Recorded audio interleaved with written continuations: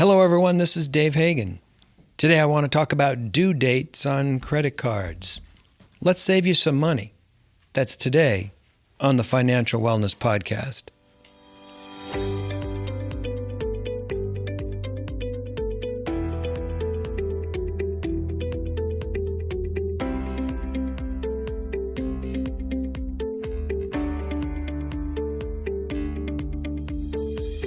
Welcome to the Financial Wellness Podcast, Dave's weekly message to keep you on your path to the financial success.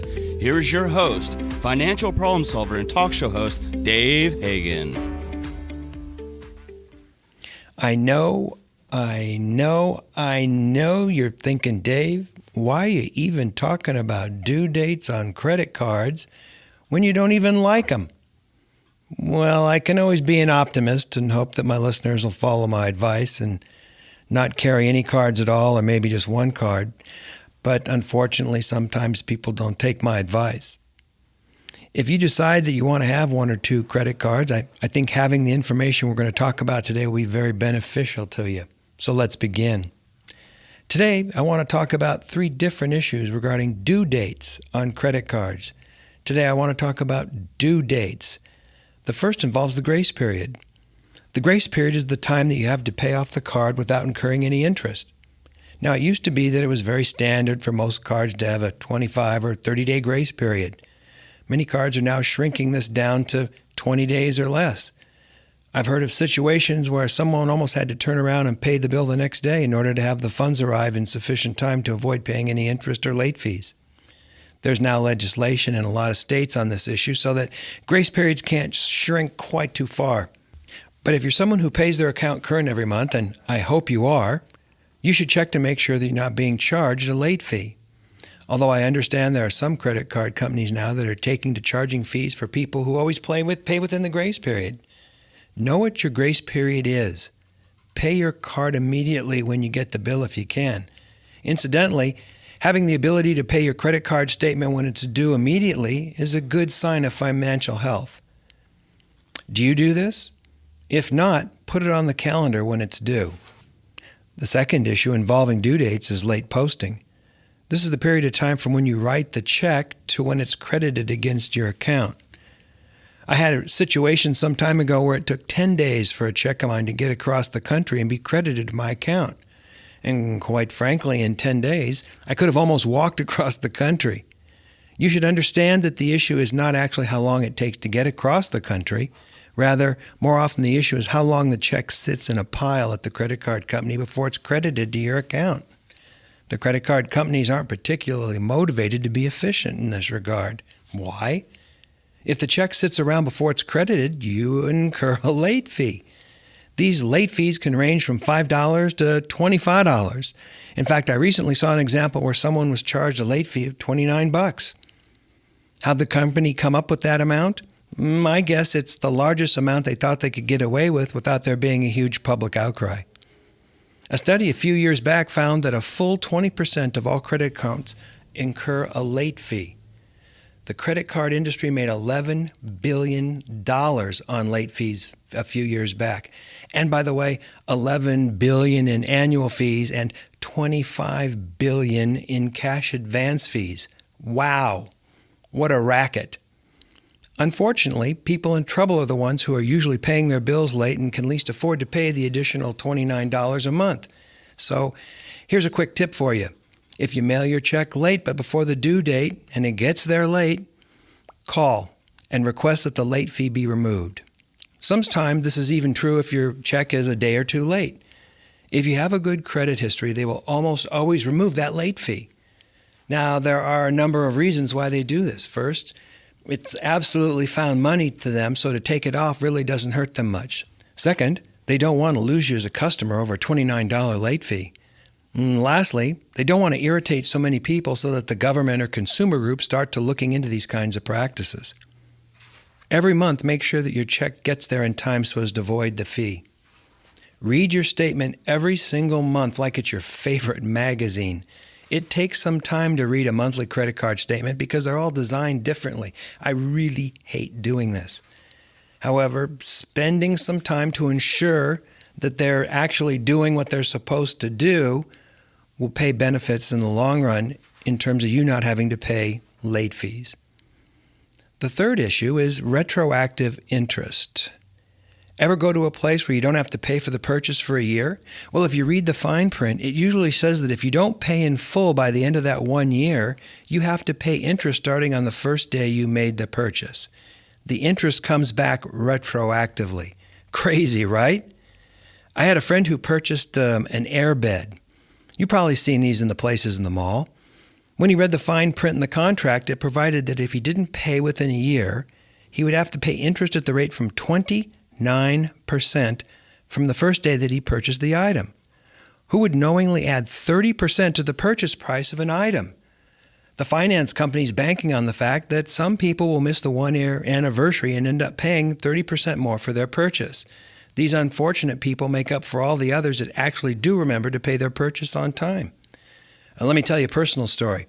There was a place that was selling big screen TVs, and you didn't have to pay for a year. In fact, I saw some places where you didn't have to pay for 14, 15, 16 months. You've seen those ads. Again, what they didn't tell you, unless you read the fine print, is if you don't pay it off within that 1 year, all the interest charges for the last year come back and you've got to pay them. What may have initially been a pretty good purchase is now a terrible deal. And what about after you've been looking for that TV or looking at the TV for a year or so and now you got to pay for it in full? It's not nearly as much fun. Don't fall into these traps if you can help it, although I'm still tempted by that big screen TV. Like I've said many times before, credit accounts are becoming more and more of a game. You have to really pay attention and read the fine print not to get trapped. Unfortunately, the game is also becoming less and less truthful. Don't get trapped and turn your hard-earned money over to the finance companies. This is Dave Hagan, and you're listening to the Financial Wellness Podcast. You've been listening to the Financial Wellness Podcast, Dave's weekly message to keep you on the road to financial success. If you'd like Dave to answer any of your questions, email them to dave@davidrhagan.com. If you like the podcast, you can subscribe to the podcast by hitting the subscribe button in your app. You will automatically get a reminder each time Dave uploads a new episode. Or you can use the app to share this episode with your friends and family. Let's listen in now as Dave answers some emails. All right, we're back. Nick's got some emails for me. Nick, what do you got? All right, we got the first one from Randy. It says, "Hey Dave, I owe $30,000. Should I file bankruptcy? P.S. Love the podcast." That's it? That's the whole question. That's as ambiguous as it gets. All right. So the question is, I owe $30,000. Should I file bankruptcy? Randy, the answer is it depends. It really depends. It depends upon a lot of things that are going on in your life, like what do you make a year? If you are making $15,000 a year and owe $30,000, well, you start thinking about bankruptcy. If Randy's making $100,000 and owes $30,000, well, maybe not. So it depends upon salary. We don't know if Randy's, we don't know his marital status or how many kids he's got. We don't know what his mid-range financial plans are. So it's hard to tell. We don't know what kind of assets he has. Also, is it dischargeable? Well, I mean, that's true too. If it's taxes or if it's student loans or something like that, that's not really even a consideration in a bankruptcy. Depends on his assets. You know, if Randy's got a house and there's some equity in it, he's not going to be filing a bankruptcy for that. So it depends upon the whole picture. I'll tell you a story. One time I did a bankruptcy for a lady and it was for $4,000.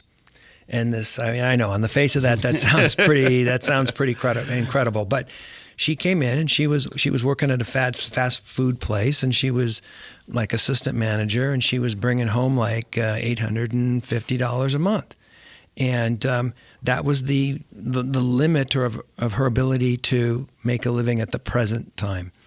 And this creditor had a judgment for $4,000, and they were going to levy on her wages. Now she was barely making it at $850. She certainly wasn't going to make it with 25% less, which is what the garnishment law is in California. So she just wasn't going to make it. So here's this very small amount of debt that's extreme because it's a judgment. They're going to garnish her wages, but it's small. So what does she do? Well, we ended up filing a bankruptcy. But what I did is I called the creditor first and I said, look, we're going to do this, but I will give you my fee if you release her from the debt. I will give you what I'm going to earn. Otherwise, you're going to get nothing. And they said, oh, no, we're really, really good at getting money out of people, da-da-da-da-da-da-da. We need an offer, 75 cents on the dollar, blah, blah, blah. And I said, she doesn't have it. She's making $850 a month. And that was nice of you to offer that, too. Well, I mean, it just seemed like the right thing to do, you know. So they said, no, that's not going to happen. And I said, all right, well, remember, I made this call. And we did the bankruptcy, and she discharged the debt, and she got nothing. So you've got to look at the whole picture to see whether it makes sense. We don't have enough information here from Randy. At $30,000, I'd start out with, well, maybe not, but it depends a lot of what else is going on in his financial life. The thing I like about his question most, he said, hey, I love the podcast. Yeah. So Randy's got to be a good guy. Well, I guess we're doing something right. Well, Yeah. I would say if Randy's listening, send us a follow-up. Send us another email of what's going on, and then we can answer that email in a future podcast. But I say we go on to next one. Let's take another one. Yeah, let's do it. So this one's from Sam. Sam says, I make about $50,000 per year at a job I've been at for about 5 years. I'm 25 years old. I still live at home because my parents built out a place for me in the garage. Sounds nice. It is really a great deal. I drive an old car that my parents provide. I figure it's time for me to step out a bit and enjoy life. I recently went to the car dealership to look at a new ride that would fit my new lifestyle. I'm really partial to the Porsche 911, but was so impressed that I can get a brand new Tesla for $5,000 down and $1,200 per month for 72 months.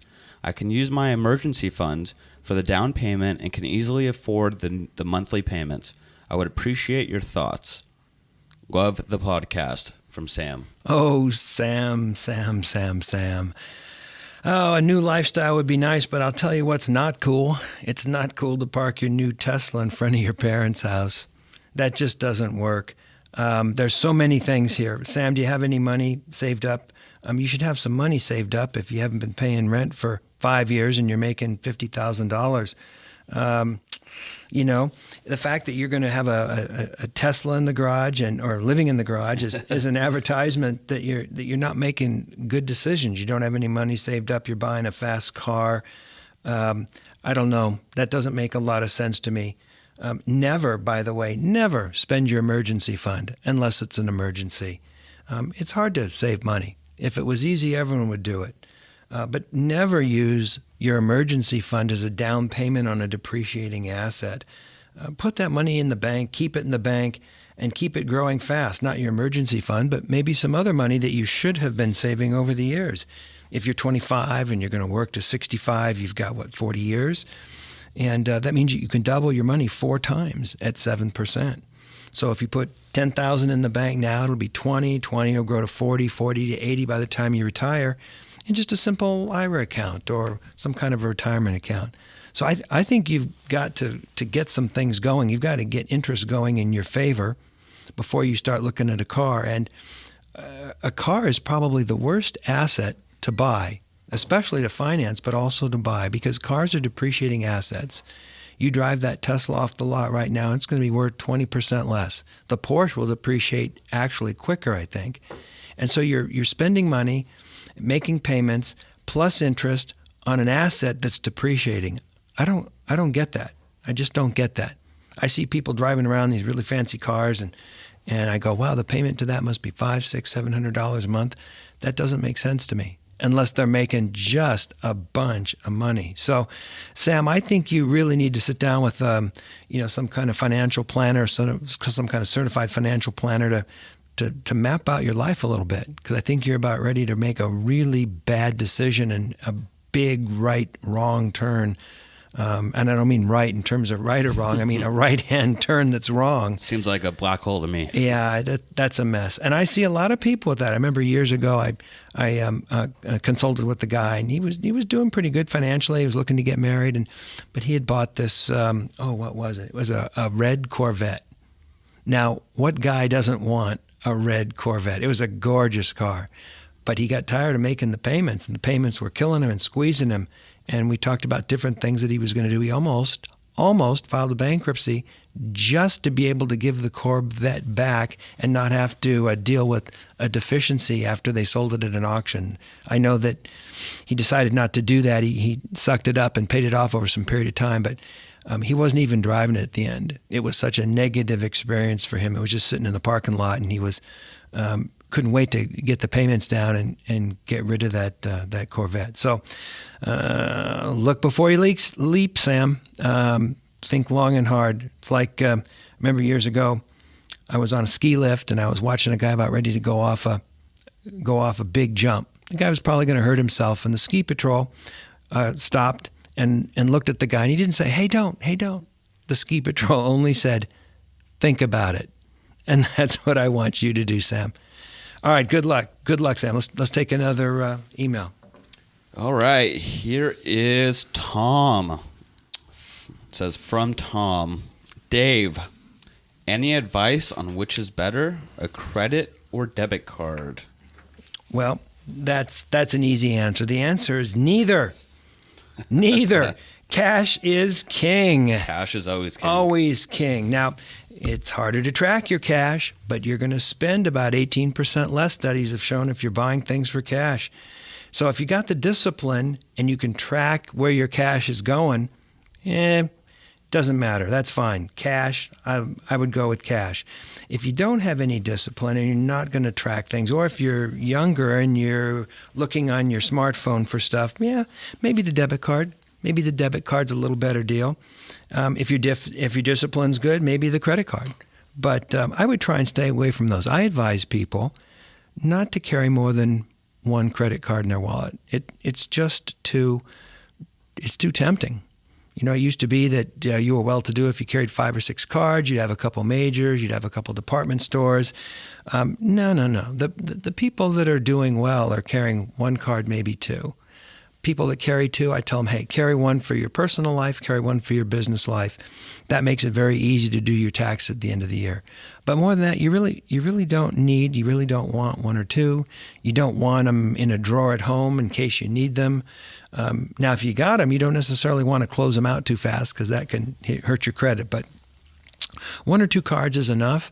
I like debit cards because they're easier to deal with in that way, but debit cards are a relatively newer phenomenon, and for someone like myself, a baby boomer, it's a little weird. But for the millennials, debit cards probably the way to go. I mean, I would also think about if you want to raise your credit score as well. Because I feel like if you want to raise your credit score, a debit card would not really factor into that. Well, credit scores is a whole nother thing. And, I'm going to do a podcast just on credit and credit scores. I think that corporate America has us chasing falsely our credit reports, our credit scores. It's nice to have one if, a good score if you need it. But, if you have cash, you don't need the credit. Cash is king. Yeah, I mean, you have money to walk in and buy a car, and you go, I'm going to write the check. 1, they'll freak out because they always sell you on monthly payments. But 2, you might be able to get a better deal, a better discount if you've got cash. So if you've got money saved up, or if you actually have physical cash, you're going to be in a much, much, much better spot. So I'd like to see more people doing that. I don't want to see people carrying around big wads of cash, obviously, because the chances of someone coming up and taking it from you on the street are great. But people that go cash, I think, tend to do better. They tend to spend less. They tend to spend more wisely, more prudently. And I like that. I like that. Good luck with that, Tom. Let's take one more. Sure, let's do it. Let's go to William. Funny, it actually goes back to Sam's. It says, "Hey Dave, I want a Tesla. Is that bad?" You pulled these 2 out together just to tease me, Just to tease you, Nick knows that I probably want a Tesla in the worst way. That's an amazing, amazing car, but I don't know. Is it bad to want a Tesla? No, I don't think it's bad. Well, I mean, there's one orbiting right now around Earth. That's right, on its way to Mars or something, yeah. No, I don't think it's bad if you make enough. if you make enough. Let's see what someone should make in using some numbers. If you've got a car payment of $1,000, let's say, and at $300 is insurance, that means your transportation is $1,300. Now I'm thinking an electric car, so you don't have gas that you have to pay for, and your insurance is included in your house. So transportation should be about a third of your take-home pay. So if you're spending $1,300 on your transportation, you multiply by 5. That means your take-home pay should be $5,200. Now let's gross up that $5,200 because that's net, and let's make that gross your gross about maybe $9,000 a month. Now let's take that $9,000 and annualize it to $117,000, $115,000, whatever it is. So yeah, I mean, I guess if you're making $115,000 and all of your other expenses are in line, and you want to buy a car like that, okay. I don't think it's bad to want it. I don't think it's bad to buy it if you're making enough. A Tesla's probably going to hold its value maybe better than a gasoline engine car. Maybe not, but I tend to think so. You save some money on gas. All told, maybe not a bad deal, but wow, William's going to have to really look at that and say, is all the other things in my house in order, and do I make enough that I can really afford it? And then, hey, are you going to get $1,000 of pleasure a month driving around a car like that? For some people, yes. For some people, no. But $1,000's a lot of coin of the realm to do that. One suggestion that I would make is, hey, check out a car that's 1 or 2 years old. I mean, also, just because you want it, do you have the financial means to obtain it? Well, I think that's what it comes down to. That's true, but I see people do all sorts of weird things to stretch their finances to be able to make the payment, not to afford it, but to be able to make that payment, and it distorts a lot of other parts of their life. So if everything else is in line, if you're making enough money, maybe it's okay to want the car. Maybe you think twice about buying it. Well, I mean, I want a Ferrari. I can't buy it, but I definitely want one. yeah. I wanted a pony for Christmas too, and didn't get one. So that's kind of how that rolls. All right. Well, that's all the time that we have today. This is Dave Hagan, and you've been listening to the Financial Wellness Podcast. You've been listening to the Financial Wellness Podcast, Dave's weekly message to keep you on the road to financial success.